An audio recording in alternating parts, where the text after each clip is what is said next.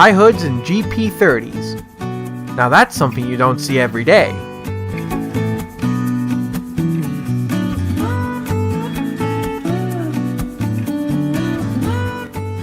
Combine it with a passenger train and you got yourself an interesting show.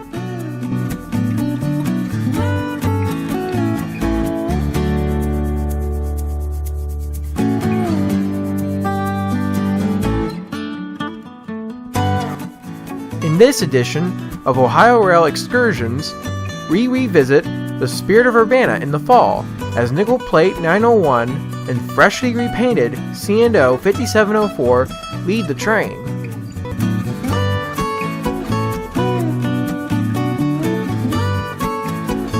Along the way, we see vintage signals, stations, and an I&O local on the Bellefontaine Branch. So now, let's get on with the show.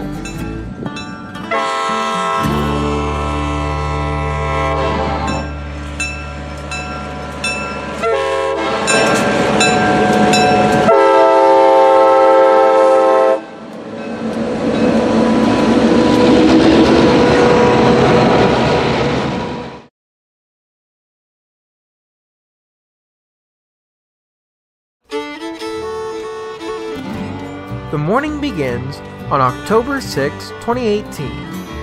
If you recall back in May, we chased the Spirit of Urbana from Washington Courthouse to Urbana, Ohio in return with LM&M 55 on the train.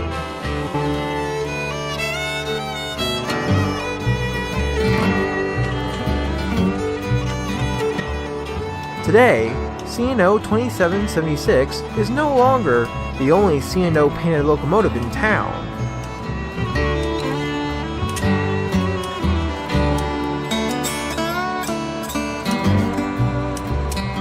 Former LM&M 55 was repainted back into its 1950 factory new C&O paint scheme and renumbered back to 5704. The Cincinnati Railway Company repainted the locomotive back in August, but it wasn't until the beginning of September when it came out of the paint shops. I won't be covering the entire history of the locomotive here due to the fact that I covered the history of the engine already in Volume 1. When the passengers finished boarding the train, we then began our chase. The first stop we caught the train at was at the Yemen Road crossing just northwest of Washington Courthouse, Ohio. Just southeast of the crossing is a farm with some grazing horses in the field. It appears that this farm was served at one time by the DT&I, but as you can see, the spur is now abandoned. Although the morning was very cloudy, it did make for a great scene with the train coming around the bend.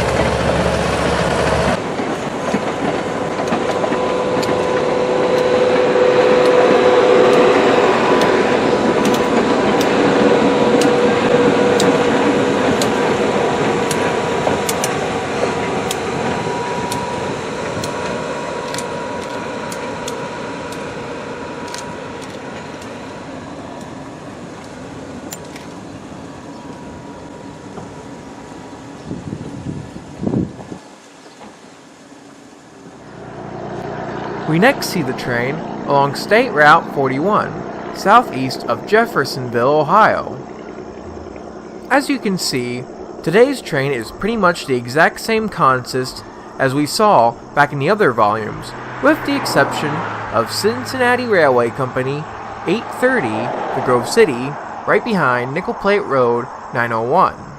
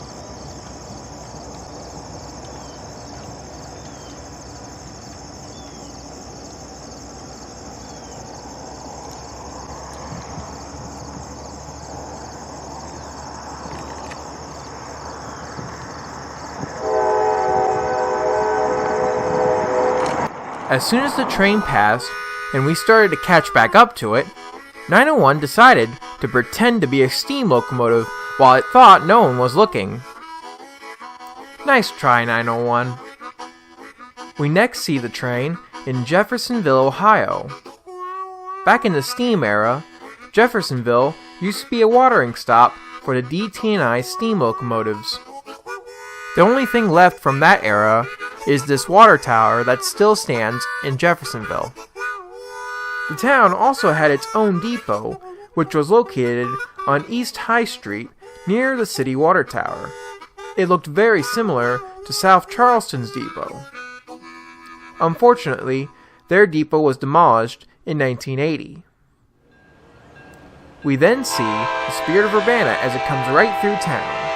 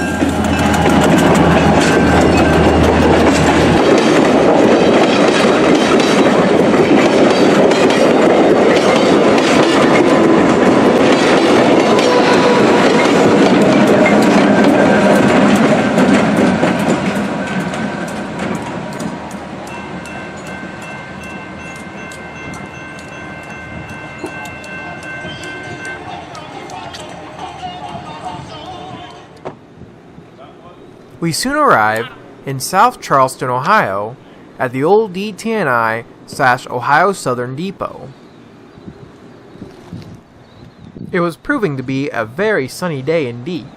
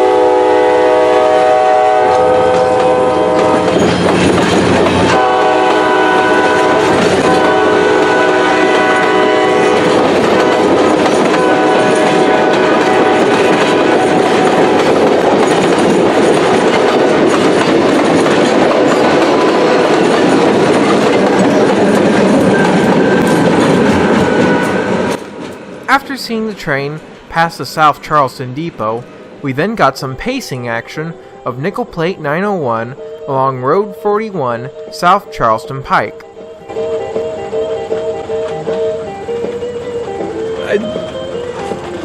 Yeah.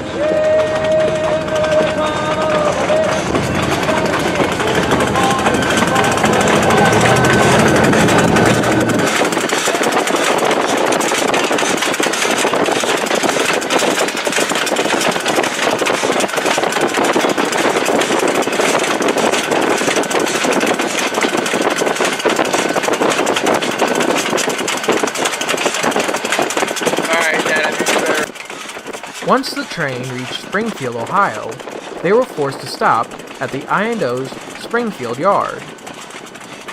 The reason why the train was forced to stop was because there was still an I&O local freight on the Bellefontaine Branch. After about an hour or two of dispatch trying to figure out what to do, they decided to send the Spirit through while the local worked in industry just north of Tremont City Road. We now see the Spirit as it goes through Lebanon Junction.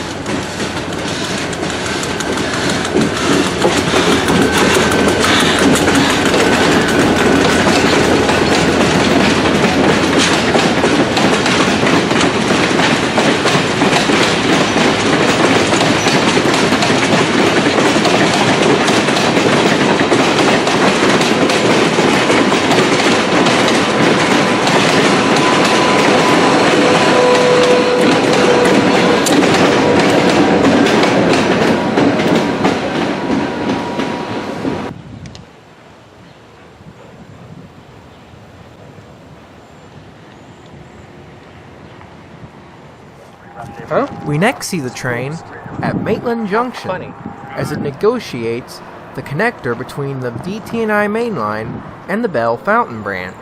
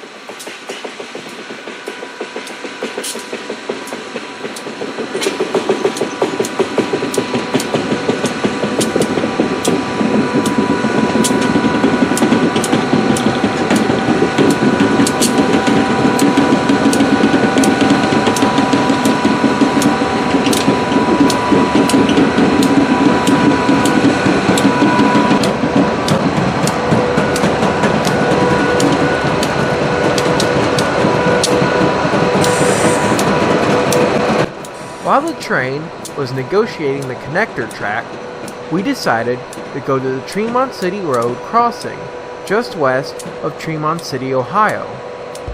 Located just north of the crossing is a set of former New York Central triangular color light signals, nicknamed tri-lights due to how the lights are positioned on each head.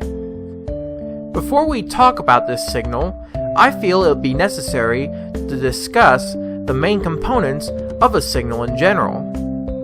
Using a signal south of Tremel, Virginia on the old Clinchfield Railroad, a signal is usually made up of two components. First, there is the mast, which is generally the body of the signal. Then, there is the head, which is the main part of the signal, which contains the lights, which the engineers of the railroad usually read to tell them what to do on the line. In this case, this signal is giving a clear indication, telling the engineer of whatever a train is approaching that they got a clear line to wherever they're going. Although this signal has one head, it is also common to see signals with 2 or 3 more heads on the same mast, such as the ones north of Road 752 in Asheville, Ohio. Generally, those two types of signals are commonly called ground masts. Now that we got that covered, you may have noticed that this tri-light signal here, although having one mast, splits into 2 masts near the top. That's because this is not a ground mast. This is a bracket post signal. The reason why these types of signals exist lies in the past. You see, back in the good old days of when the New York Central, B&O, and many other railroads were still around, the majority of U.S. railroads would usually put their signals right of the tracks in which they were protecting. This became a bit of an issue when railroads wanted to start running trains in both directions on double-tracked main lines. Although some lines would be able to fit a signal in between the tracks, many others did not have this luxury. So, the bracket post signal was introduced to solve this issue. In this case, the mast with the 3 heads on it would have governed the track closest to us, while the mast with the 2 heads would have governed the track furthest from us. Unfortunately, bracket post signals are now becoming an endangered species in today's railroading scene. Remember what I said about railroads putting signals right of the tracks? Well, as you saw in Asheville, that policy seems to be no longer enforced, as ground masts are now allowed to be both placed left and right of tracks they govern. Combine it with signal bridges and cavaliers, bracket posts are now becoming obsolete and are being phased out.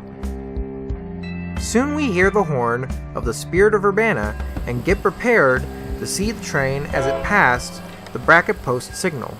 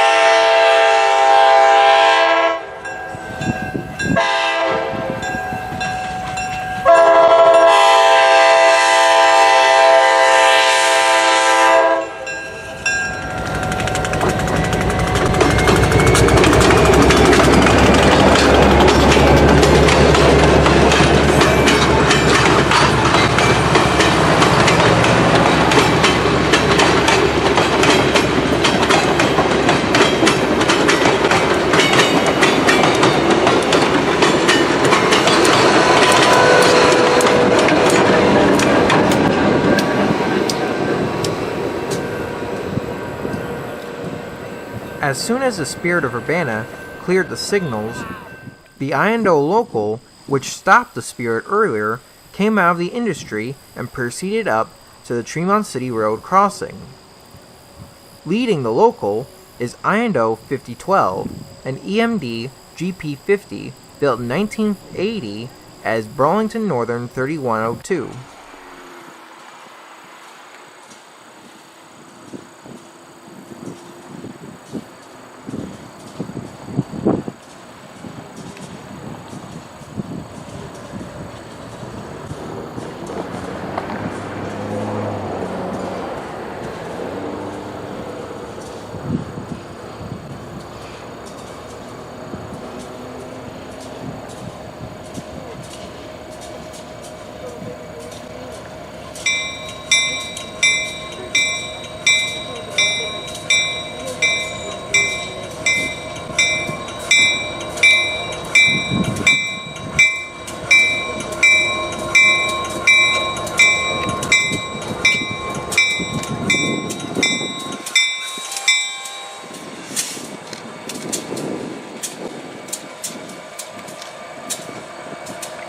After seeing the local, we then move to Mad River Pike, just southwest of Urbana, Ohio, where we see the Spirit of Urbana as it takes the connector track between the Bellefontaine Branch to the former Pennsylvania line.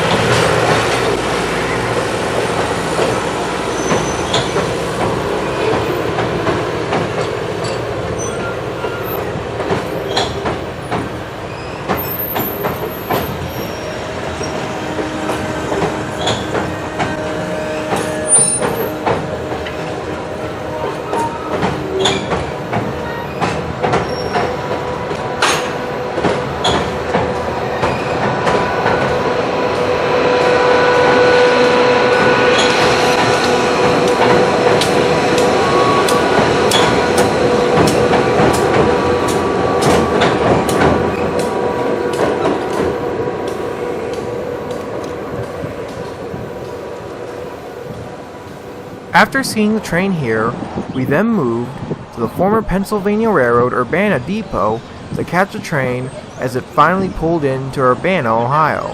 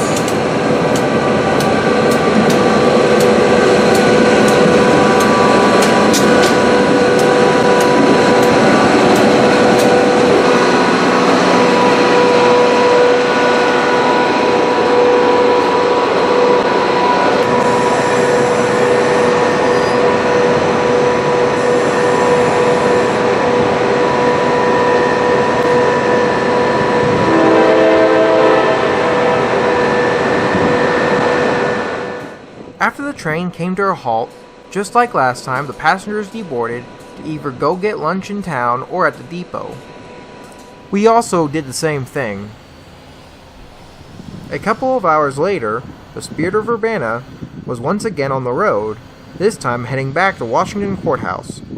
The first place we saw the train at was at an industrial driveway just off of Muzzy Road, west of Urbana, Ohio.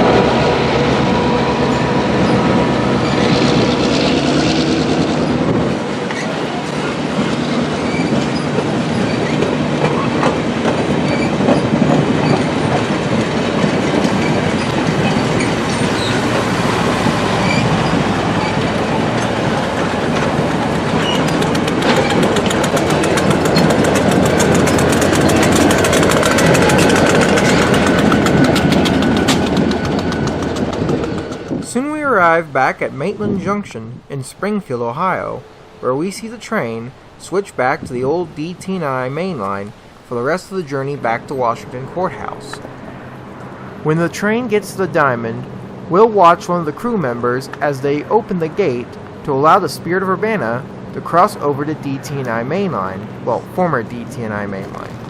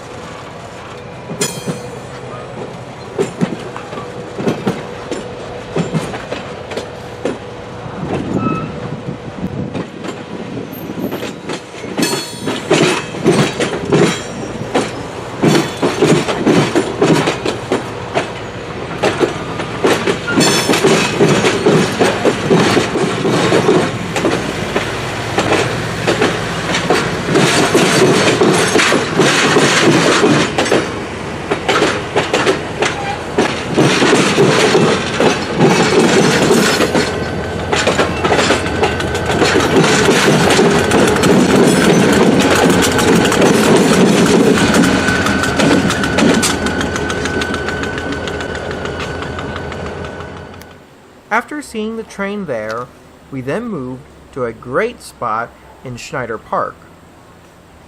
On the east side of Schneider Park, just north of Schneider Park Road, is this railroad bridge crossing over Buck Creek.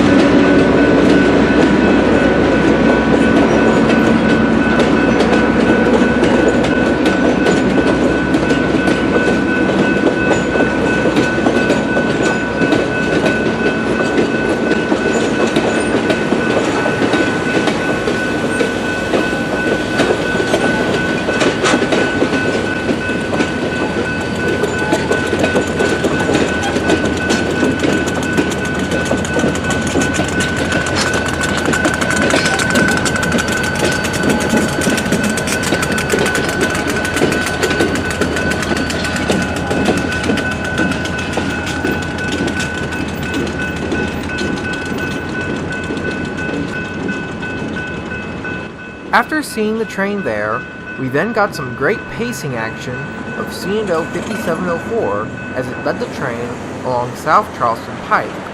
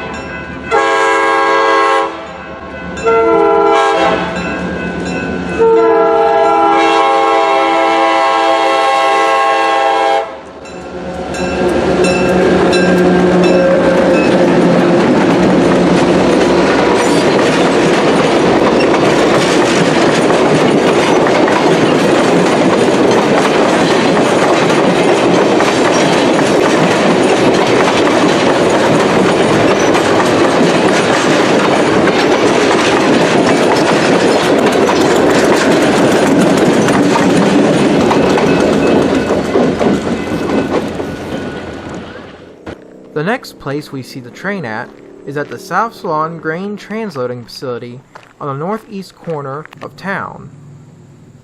This place used to be connected by the DT&I Railroad as an industry, but today the industrial tracks next to the main line have been ripped up.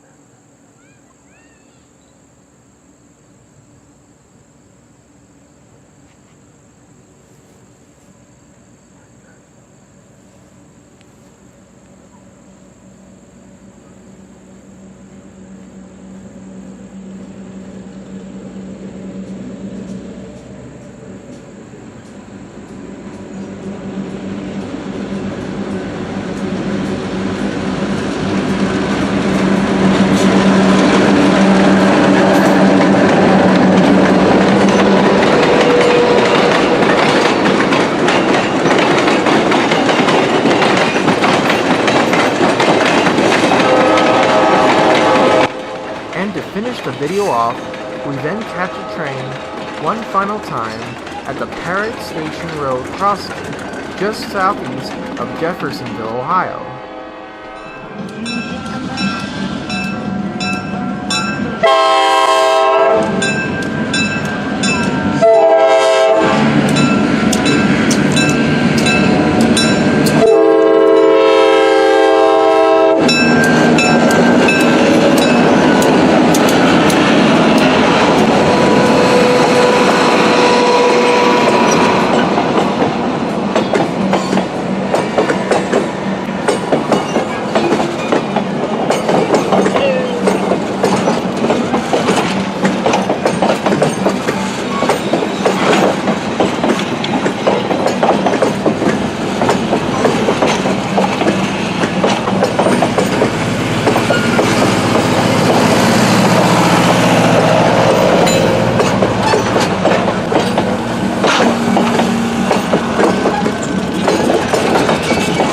As soon as 901 cleared the crossing, we decided to call it a day and head home. Well guys, I hope you liked this video. If you want to see what C&O 5704 used to look like, or any other past excursions both 5704 and 901 were pulling, you can go check out my last 2 volumes of Ohio Rail Excursions. I'll be leaving a link down in the description box below so you can go check them out. Also, if you're interested in riding any of the excursions featured in all 3 volumes, go check out OhioRailExperience.com. There you can find any of the excursions or buy tickets for any of the excursions that they usually set up throughout the year. Currently, Ohio Rail Experience doesn't have their 2019 tour schedule released yet, but keep an eye out for it. It'll be released hopefully in the near future. I'll be leaving a link down in the description box below for them as well, so you can go check out their website. Alrighty then, I believe that wraps everything up. Well, if any of you decide to go and take a ride on the Ohio Rail Experience this year, make sure to keep an eye out your window for a white Jeep Cherokee. You might be featured in one of my videos. Just saying. Well, I hope you guys have a good day, and see you later.